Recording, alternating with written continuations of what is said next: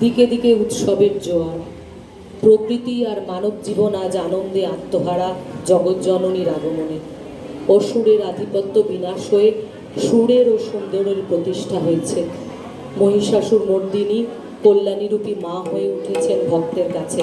তার স্নিগ্ধ পরশে সকল আমিত্বের গ্লানি ক্লেদ মুছে যান। অবসান ঘটুক সকল অমানিসার। তার কল্যাণময় স্পর্শে মঙ্গল আর শুভের প্রতিষ্ঠা হোক। স্বামী বিবেকানন্দ রচিত সঙ্গীতই এই পরিবেশনের অনুপ্রেরণা। পরবর্তী নিবেদন, নাহি সূর্য নাহি যোগ।